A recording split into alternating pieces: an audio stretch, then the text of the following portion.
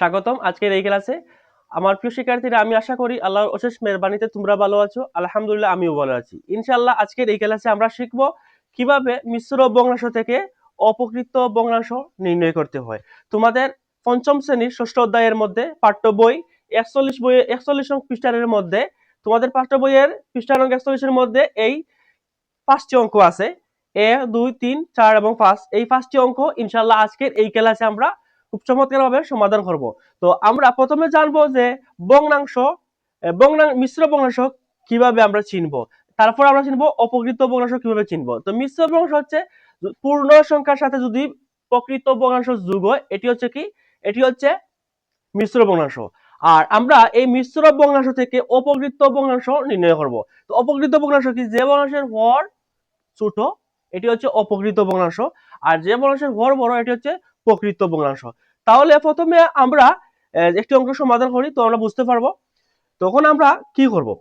তো মিশ্র ভগ্নাংশ থেকে অপকৃত ভগ্নাংশ যে প্রকাশ করার কৌশলটা হচ্ছে, প্রথমে আমাদেরকে কি করতে হবে, প্রথমে আমাদেরকে যে হরের সাথে এই যে পূর্ণ সংখ্যা কি করতে হবে, গুণ করতে হবে, তারপর উপরের লবের সাথে যোগ করতে হবে। এটি হচ্ছে নিয়ম। তো প্রথমে আমরা দেখো, এই যে এখানে আমি একটা দেখাই, এখন আমরা আছে 3 সমস্ত 2/1।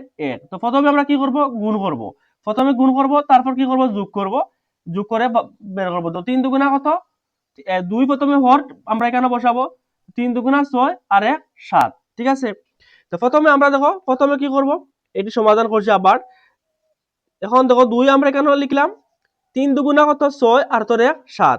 7 আমরা লিখেছি। তারপর কি করছি, এই যে হরের সাথে কি করেছি, হরের সাথে আমরা এই যে পূর্ণ সংখ্যা গুণ করেছি, তারপর আমরা কি করেছি, উপরের লব যোগ করেছি, তারপর আমরা কি দাঁড়ালো, তখন 3 দুগুণা কত, 6 আর 1 7।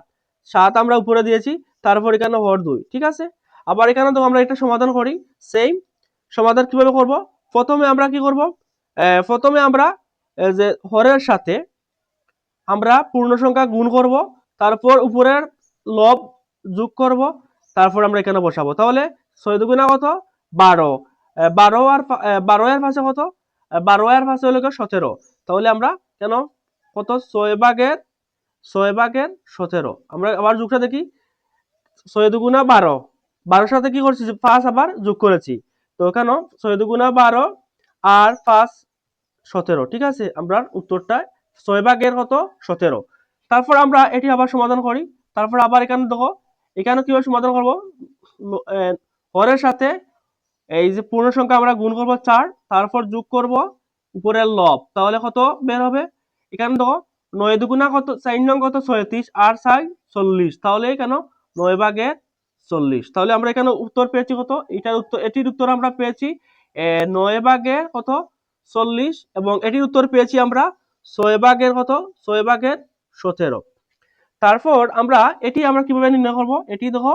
তো এটি দেখো আবার সেম, আমরা এখানে প্রথমে হরটা আছে 8, হরের সাথে কি করব, 3 গুণ করব, তারপর 5 যোগ করব। তাহলে উত্তর কি দাঁড়ালো, উত্তর দাঁড়ালো 3 24। ঠিক আছে, 24। 24 আর 5 কত, 24 আর 5 এলো গিয়া 29। তারপর এখানে 8/29। তাহলে এখানে উত্তর আমরা পেয়েছি কত, পেয়েছি 8/29। তারপর আমরা এখানে আছে কি, 2 সমস্ত 10/7। তাহলে এটির উত্তর আমরা এখানে বসাবো। প্রথমে আমরা 10 বসাবো, আর উপরের সংখ্যা কি, প্রথমে 10-এর সাথে কি করব, এই যে 10টা হচ্ছে হর, তার সাথে পূর্ণ সংখ্যা গুণ করব, তারপর উপরের লব আমরা যোগ করব। তাহলে উত্তর আমরা কি কি পাই দেখি, কেন 10 লিখলাম, 10 দুগুণা 20, 20 আর 7 কত, 27। এখন আমরা 10/27 আমরা এই অঙ্কগুলো সমাধান করেছি। আমরা দেখি আবার প্রথম থেকে, প্রথমে আমরা কি করতে হবে, এখানে পূর্ণ সংখ্যা হরের সাথে পূর্ণ সংখ্যা কি করতে হবে, গুণ করতে হবে। তো দেখো আমরা 2 এর সাথে 3 কে কি করেছি, গুণ করেছি, 3 দুগুণা 6 আর উপরে লব 1 যোগ করলে 7, তাহলে 2/7। তো আমরা এটি পূর্ণ মিশ্র ভগ্নাংশ থেকে আমরা অপকৃত ভগ্নাংশ নির্ণয় করেছি। তারপর এখন দেখো 2 সমস্ত 6/5। এখন আমরা প্রথমে 6 হর, তারপর পূর্ণ সংখ্যা 2 গুণ করেছি, তারপর যোগ লব 5। তাহলে 6 দুগুণা 12, 12 এর পাশে কত, 17। 6/17। আমরা মিশ্র ভগ্নাংশ থেকে আমরা কি করেছি, এখানে আমরা অপ্রকৃত ভগ্নাংশ নির্ণয় করেছি। তাহলে 6 সমস্ত 2 সমস্ত 6 ভাগের 5 কে আমরা 6 ভাগের 7 আমরা প্রকাশ করেছি বা নির্ণয় বলতে পারো, নির্ণয় করেছি আমরা। তারপর 4 সমস্ত 9 ভাগের 4 কে আমরা কি করেছি, আমরা 9 ভাগের 40 পেয়েছি। কিভাবে পেয়েছি আমরা দেখি। এখন 9 এর সাথে কি করেছি, এই 9 এর সাথে পূর্ণ সংখ্যা 4 গুণ করেছি, তারপর উপরের লব আমরা যোগ করেছি। 4 9 কত 36 আর 4 40, তাহলে 9 ভাগের 40 আমরা পেয়েছি।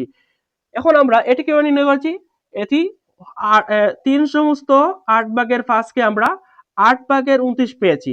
এটা আমরা 3 সমস্ত 8 ভাগের 5 এটি হচ্ছে মিশ্র ভগ্নাংশ, আর 8 ভাগের 29 এটি হচ্ছে অপ্রকৃত ভগ্নাংশ। তো আমরা কিভাবে নির্ণয় করেছি দেখি। আমরা এই যে 8 কে কি করেছি, 8 হলো হরের সাথে পূর্ণ সংখ্যা গুণ করেছি, 3 8 24, 24 আর 5 কত 29, তাহলে আমরা পেয়েছি কি, কত পেয়েছি যে 8 ভাগের 29। তারপরে আমরা 5 নং সমাধান দেখি, 2 সমস্ত 10 ভাগের 7, তো এটি আমরা মিশ্র ভগ্নাংশ। তাহলে আমরা অপ্রকৃত ভগ্নাংশ আমরা কিভাবে নির্ণয় করে 10 ভাগের 27 পেয়েছি আমরা দেখি। এই যে 10 এর সাথে হর, তার সাথে 2 কি করেছি, গুণ করেছি, তার সাথে যোগ 7 করেছি, 10 দুগুণা 20 আর 7 তো 27, তাহলে 10 ভাগের কত 27। তাহলে আমরা আজকের এই ক্লাসে আমরা কি করেছি, মিশ্র ভগ্নাংশকে আমরা অপ্রকৃত ভগ্নাংশে প্রকাশ করেছি। তো কৌশলটা হচ্ছে সব সময় কি, আমরা হরের সাথে পূর্ণ সংখ্যা গুণ করব এবং তার সাথে আমরা উপরের লবটা কি করব, যোগ করব, এই হচ্ছে কৌশল। তো আমি আমার অবস্থান থেকে চেষ্টা করেছি সুন্দর করে বোঝানোর। আমি আশা করি তোমরা আজকের এই ক্লাসটা খুব চমৎকারভাবে বুঝতে পেরেছো। ইনশাআল্লাহ আমরা অন্য ক্লাসে আমরা যে অপ্রকৃত ভগ্নাংশ থেকে কিভাবে মিশ্র ভগ্নাংশ আমরা নির্ণয় করতে আমরা শিখবো। তো আজকের ক্লাসে কি শিখেছি, যে মিশ্র ভগ্নাংশ থেকে কিভাবে অপ্রকৃত ভগ্নাংশ নির্ণয় করতে হয়। ইনশাআল্লাহ আমরা অন্য ক্লাসে আমরা শিখবো কিভাবে অপ্রকৃত ভগ্নাংশ থেকে মিশ্র ভগ্নাংশ প্রকাশ করতে আমরা শিখবো। তো আজকের ক্লাস এই পর্যন্ত। ইনশাআল্লাহ অন্য একটি ক্লাসে আমরা শিখবো যে অপ্রকৃত ভগ্নাংশ থেকে কিভাবে মিশ্র ভগ্নাংশ প্রকাশ করতে হয়। তো আজকের ক্লাস নিয়ে কমেন্টে তোমার মতামত জানাবে এবং ক্লাসটি ভালো লাগলে লাইক করবে এবং শেয়ার করবে। তোমার এই শেয়ারের জন্য অন্যরা শেখার সুযোগ পাবে। তো এতক্ষণ এই ক্লাস করার জন্য তোমাকে অনেক অনেক ধন্যবাদ। তো ইনশাআল্লাহ অন্য একটি ক্লাসে দেখা হবে। সে পর্যন্ত ভালো থাকো, সুস্থ থাকো এবং নিরাপদ থাকো, এবং অবশ্যই তোমার স্টাডি শান্তিমতো কন্টিনিউ করবে। আল্লাহ হাফিজ।